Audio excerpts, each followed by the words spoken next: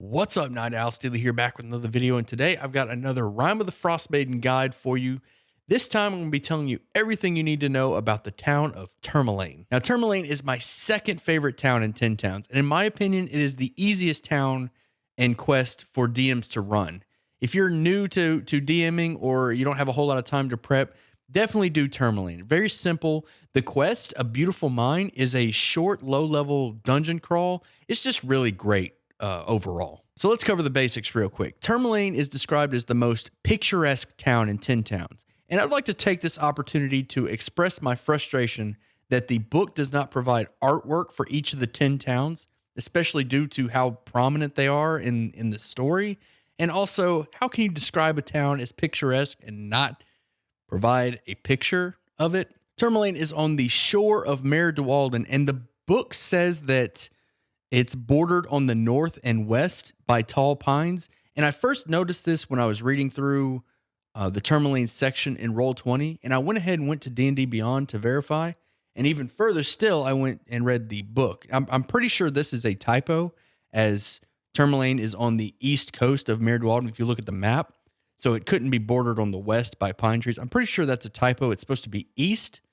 Let me know in the comments what you think. I'm pretty sure that's supposed to say bordered on the north and east by pines, and then on the west by Mare Dualden, at least according to the map. The buildings in Termalaine have carvings of wizards, homunculi, tigers, and smiling djinn.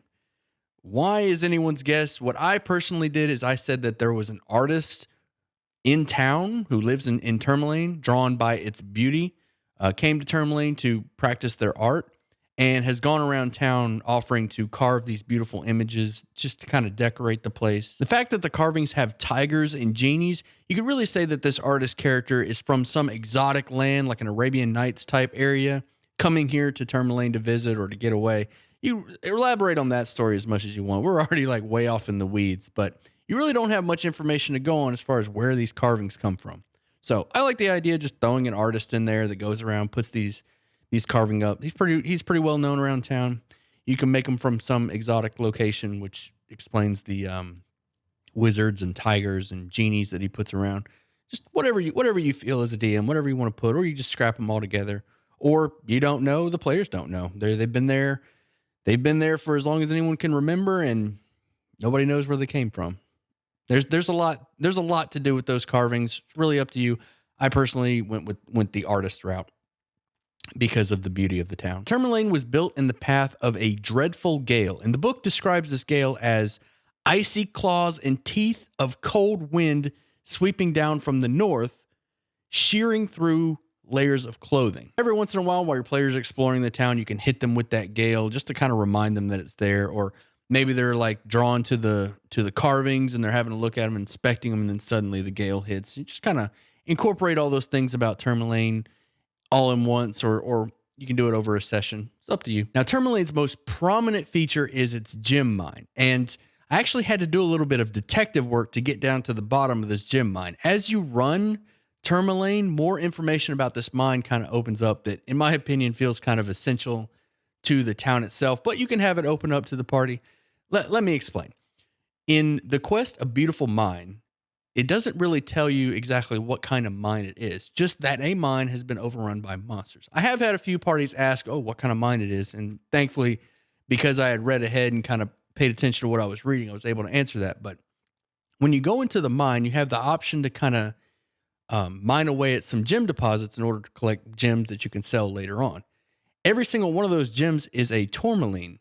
So I was able to kind of piece together, this is obviously a tourmaline mine. And once I noticed that, I realized that the name of the town and the word Tourmaline are very similar. So that's kind of, that was the big red flag. Like, Tourmaline is actually named after the gem mine. This is actually really important to the town, more important than they let on. Also, the heraldry of the town, which I'll cover in just a second, has a Tourmaline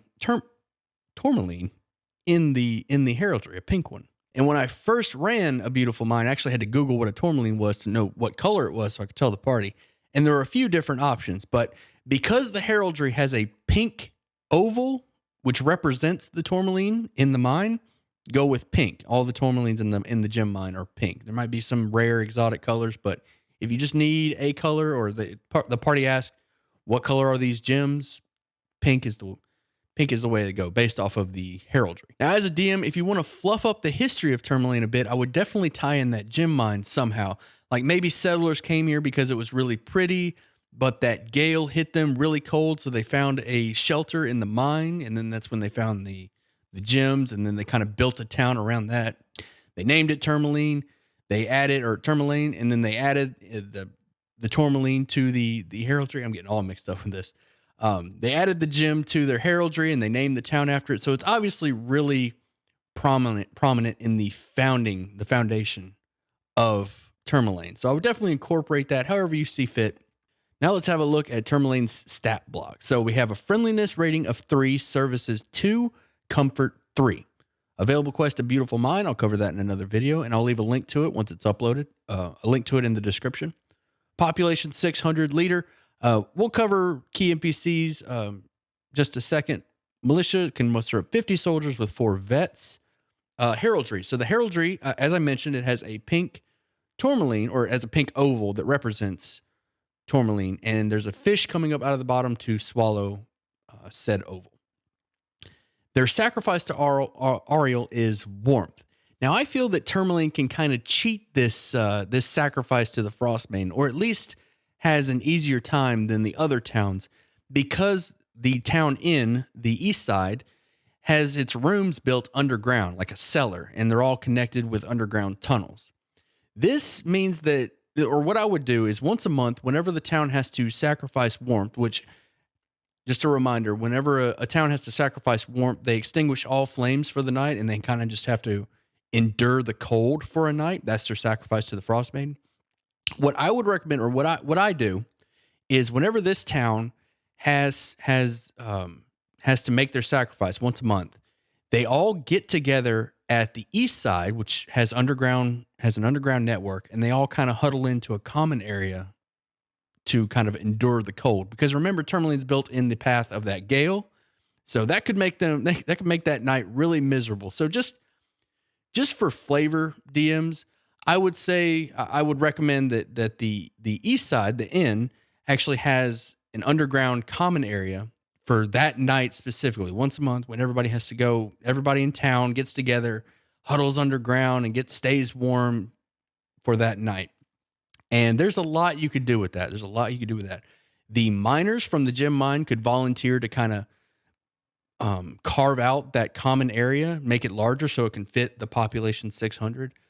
This also means that the NPC running the east side, which I'll cover when I do NPCs, is pretty well known around town, like probably well respected, at least liked. There's a lot you could do with that. So as far as, and if you're running this, and you want players to experience the sacrifices to the Frostmaiden in each of the towns, or if they come across one, definitely do that. Definitely have the entire town get together underground at the east side. It's like a big community event that they do, and I think that would be pretty cool. That's what I would do.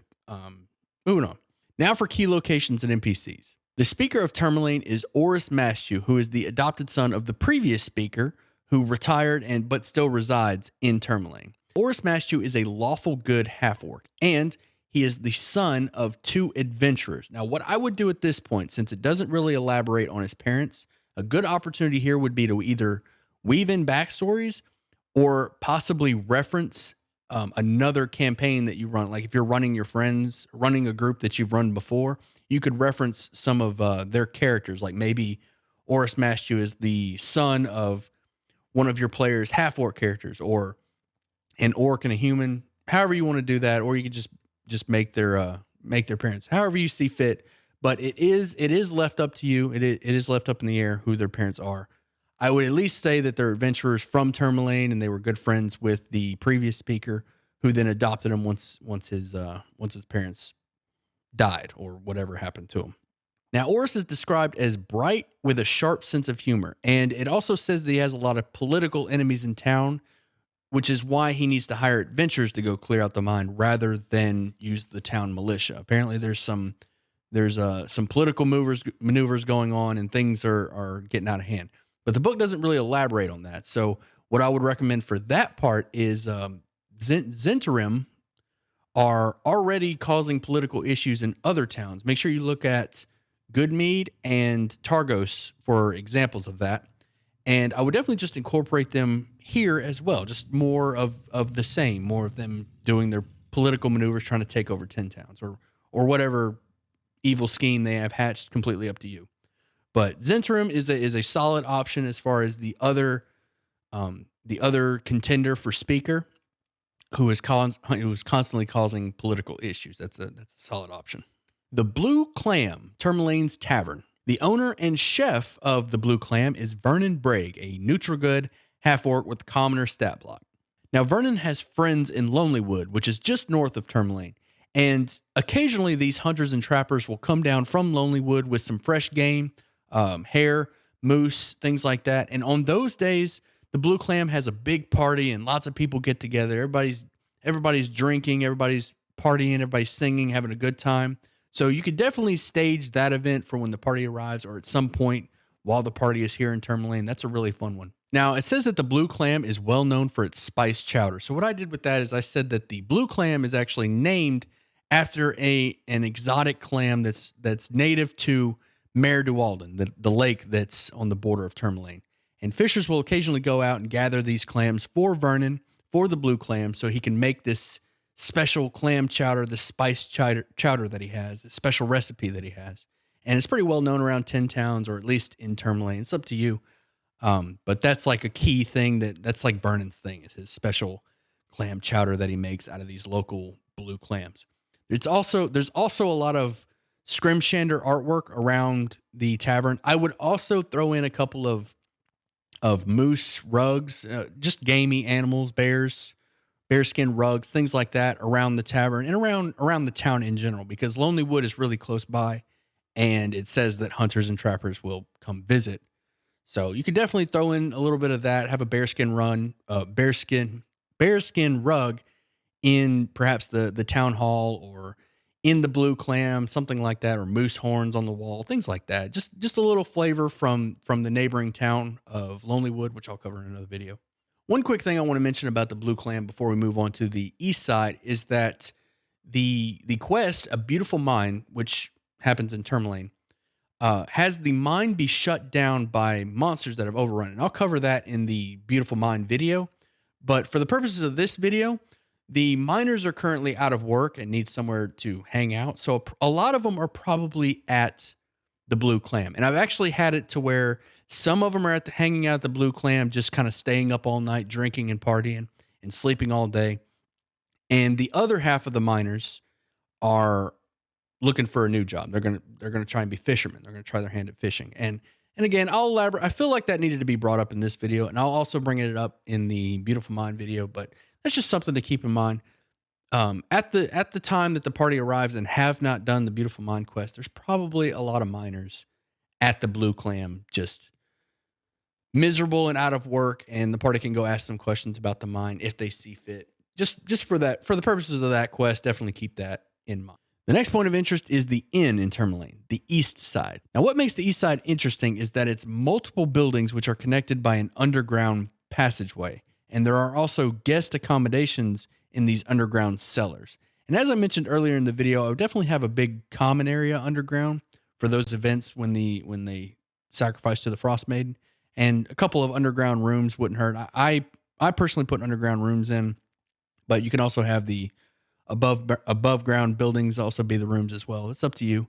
The innkeeper of the east side is Marta Peskrick, who is a lawful good female human with the commoner stat block. Marta is a willowy teenager who spends most of her time tending to her bedridden father, Clyde, a retired fisherman. Now, while Marta's around doing her chores, she'll occasionally sing a song, and the lyrics to that song reference an event that happened 50 years ago back when Marta's grandparents were running the east side. If you ask Marta about this song, she'll tell you that 50 years ago, a woman in a red cloak came to the east side, lonely and afraid, and her grandparents brought her in, took care of her, and as payment, this woman gave them a magical ring. Not long after that, a howling wind burst into the east side and started tossing around this woman in the red cloak like a rag doll. Marta's parents intervened, giving her enough time to escape, and the howling wind ended up battering her grandparents unconscious. No one has seen from the woman in the red cloak since. Now, Marta wears this ring around her neck, and she'll only part with it if she can be convinced that the party will bring Summer back to 10 Towns, back to Icewind Dale.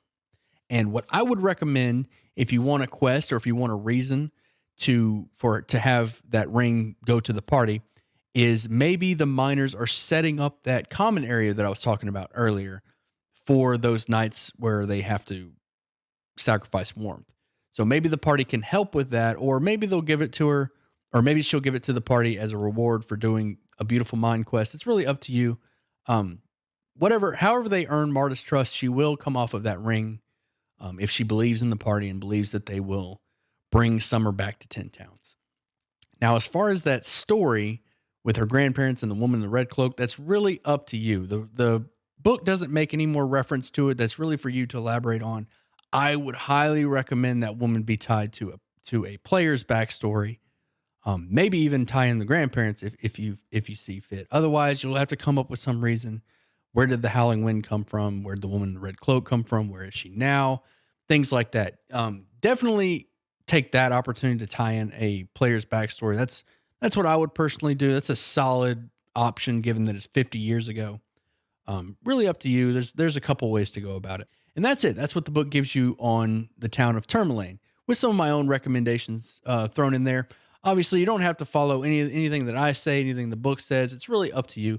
That's what I love about D&D. It's really free form. You can just kind of carve out your own story. You can change everything about Tourmaline. It doesn't even have to be Tourmalines. It could be rubies, whatever. These are just guidelines. You can change this however you see fit. And with that, I hope you enjoyed this video. If you did, you know how YouTube works. Hit those buttons, leave a comment down below. Let me know what your favorite of the 10 Towns is. And definitely be on the lookout for my favorite of the 10 Towns, which you'll find out in a future video. And if you're a DM looking for players looking for a DM, make sure you join the Discord, link in the description. Come by, ask questions. Let me know what you think. And as always, I'll see you at sundown.